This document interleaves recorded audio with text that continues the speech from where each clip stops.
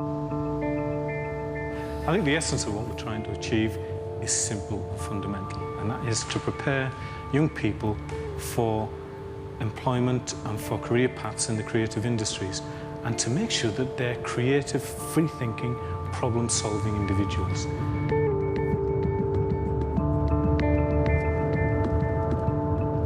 Steve Stott's a man on a mission. Steve's a design and technology advisor with Barking and Dagenham LEA.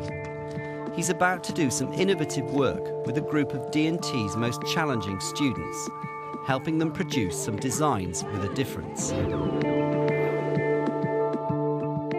Steve's starting a 4-week crash course with boys at John Kelly School in Neasden, and is hoping to encourage them to take more inspiration from the everyday world around them.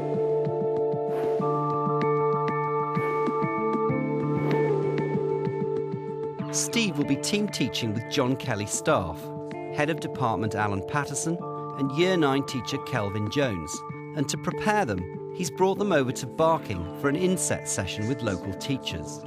How many of your students, Alan? Though CAD and CAM have transformed opportunities in the classroom, Steve fears they're putting a brake on creativity. Students are becoming far too reliant on other people's designs and are often reluctant to go beyond the old-fashioned and formulaic. One particular student was given a design brief for a GCSE to produce a container. Now, she was absolutely adamant that she was going to produce a toolbox. And as soon as she said the word box, the thing that she started sketching was a cube. There is a great investment in the use of materials and in practical hand skills. But there is almost zero creativity and problem solving in that. It's repetitious and it represents very little advancement in creative thinking. Now, the key issue in helping teachers change from this sort of traditional outcome to a wholly more exciting and creative outcome is to give the students full creative freedom. The purpose of the inset is to show how the use of CAD-CAM can be based around more traditional designing. He wants the teachers to work up some ideas for a CD holder, but to start out using one of the most basic design tools. I think what I'd like to start with is to invite a description of what you think that is. Pencil. What do you think that is? A piece of wood containing lead. Okay, interesting descriptions. Something to draw with. Something to draw with. Something for a pencil. It looks like a pencil, doesn't it? That, in my experience, is the easiest way we can see inside our students' imagination. It offers no barriers to creativity. And what you're all going to get involved with this afternoon is using a pencil to solve a design problem, and going from drawing and sketching to crude prototyping to evolve a series of prototypes to a given design problem. I put up on screen a series of slides. If you look at that slide, just tell me what you see. Which one? A sportswoman. Jumping over a bar. Helen. A very athletic woman, and you can see all of the muscle features in there. Now we'll it's get got to a lot there. of movement. That's a fantastic answer, because what we're trying to do is invest in our students the ability to analyse image and translate that image into shape and form and movement and tension. If you look at that sketch, we've started to translate the original research image into a quickly drawn figurative drawing. Now, once again, let me ask you what you see. A bodybuilder holding up some weights, and again some shapes, form, again movement as well. Right, rather than just telling me, come here, mate. What I want you to do is adopt that pose. Wow, look at that physique. Now, this is part of the strategy I use in the classroom to try and relate form to function. Where do you think the tension is in his body? In his feet. So a great deal of weight has been concentrated down on his feet, isn't it? Yes. Okay. Now, what about the shape of his body, though? What about this part of his body? What shape is that? Arched. A sweeping arch. Now, this is the sort of strategy I'd invite you to employ with your students. Because right from the beginning, you've got to get them interpreting form and shape and structure. So what we've Next, done the there class is reduce challenged to a turn these somewhat forms and complicated structures sketch into more into familiar simple shapes. geometry. So what we're doing with this process is refining the essence of the inspiration and reducing it to simple geometry that can be replicated in computer-aided design. But there is one very, very vital step that we need to also include, and that's this. They're crude, somewhat ugly, but they're very effective because what these are three-dimensional sketches. Producing prototypes is a terrific way to evaluate, to reevaluate, to test and to refine a design idea. The first prototype may not be the most successful one, but the second and the third will inherit the best elements of its predecessors. Just behind you. It's only at this is the point that product. CAD enters the picture, with Pro Desktop software used to make more sophisticated prototypes, favour? like this toothbrush holder. So what we've done is gone, as summary, is we've gone from Ash's very athletic pose to this final functioning product. It includes some very exciting and interesting materials, but it also includes a couple of different skill sets. Computer-aided design, these profiles were produced on a laser, but there are still traditional elements there. And these traditional elements aren't there for decoration. Their function is to maintain the balance of this thing. Now, the challenging part, I'm drawing. sure when you see your students working, they draw like this. Produce, almost penetrate right through to the desk. Now, the first thing I want you to encourage you to do is this, and that is to get the pencil from that end to that end of your hand. And instead of it being rigid and tight, what I'm trying to describe is a very fluent way of expressing an idea through drawing.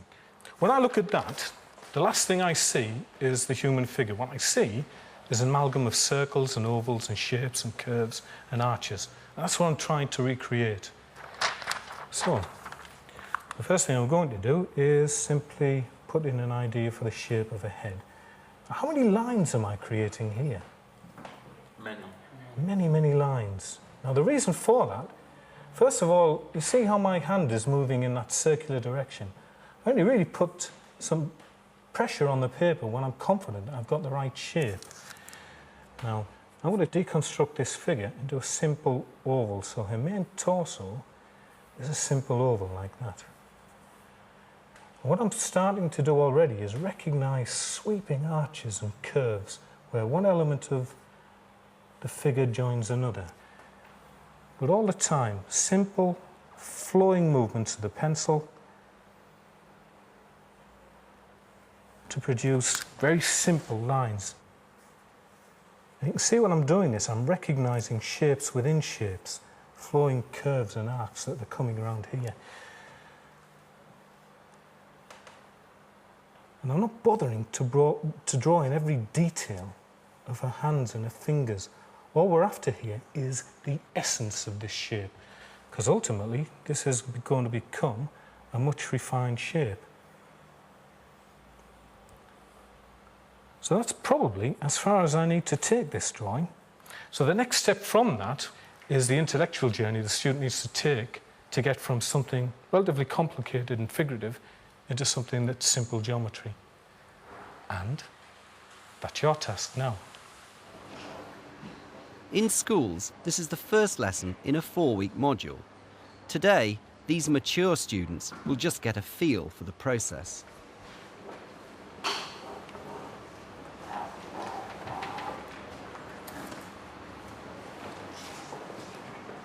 Once you start to draw like this, it's a really nice creative feel, and the way he's shown us about this technique is very good, because it does change the way the student will draw. And as they're saying, allowing larger pieces of paper, the idea of fluid lines, etc., and getting the basics of the shape. And then hopefully, I don't know how I'm going to develop this yet, but it's just been a nice experience just to be able to draw like this to start off with.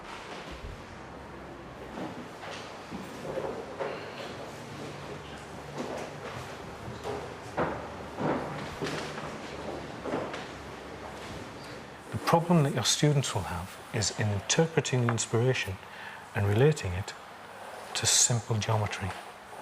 So if I describe that line as the water line, Yes. and then just reduce the head to a simple oval, Yeah.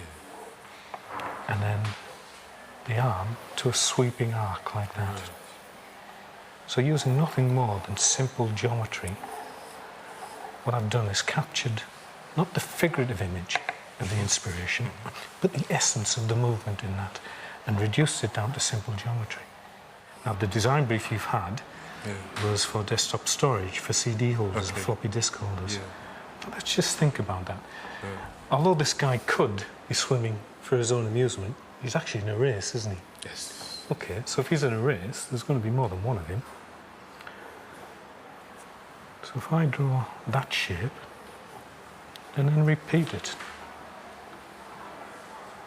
The conversation you need to be having with your students now is how could this repetitive shape relate to our design brief?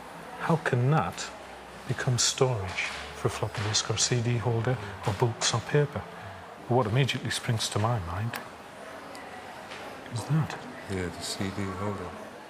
The next step is going from the inspiration to the sketch, and although this is completely unrelated, for your students to test the functionality of their design proposal, they need to get it into 3D. Right, okay. So that's the next step. So how do Kelvin and Alan think Steve's methods will go down at John Kelly's? They enjoy seeing their own work. They enjoy seeing the outcome, a product at the end of their endeavours. And I think this is a really immediate way of moving from the real thing to a very simple form, very simple shape. I think it's really But fantastic. the approach we've had is more traditional, and you basically create something and then you try and fit it in. For example, when we were drawing dinosaurs, you know, you had to draw boxes which were crates, and then where's the head going to be? And a lot of the time when you start doing this sort of work at Key Stage 3, a lot of it becomes copies of symbols, shapes that they're familiar with, whereas this is actually creating new shapes. There is a very tightly constrained curriculum and teaching strategy within the department, and what we're doing is offering the students almost the opposite of that. We're offering them complete creative freedom, and instead of constraining them with tight isometric drawings, in the same way that the curriculum that we're offering them is creative and gives them freedom, then the drawing technique gives them freedom as well. I think they'll be unsure about what the outcome is, whereas before they might have made some judgmental decision about what, you know, I can't draw or stuff like that. So this is like taking away those constraints. I think what I'm really looking forward to is going into an environment that has been a very tightly constrained curriculum, and then opening their eyes to this sort of creative approach, and then to see the impact of that. I'm sure I'll gain as much as we can offer, because we'll be delivering this to a very specific student group who have been immersed in a culture that doesn't offer creative expression. And we're going in there, almost being parachuted in there, bringing this new strategy to them. So I'll get benefit from learning how to deal with students like that. It's going to be a big challenge, but I think a very rewarding one. In part 2, Steve Stott puts his box of tricks to the test.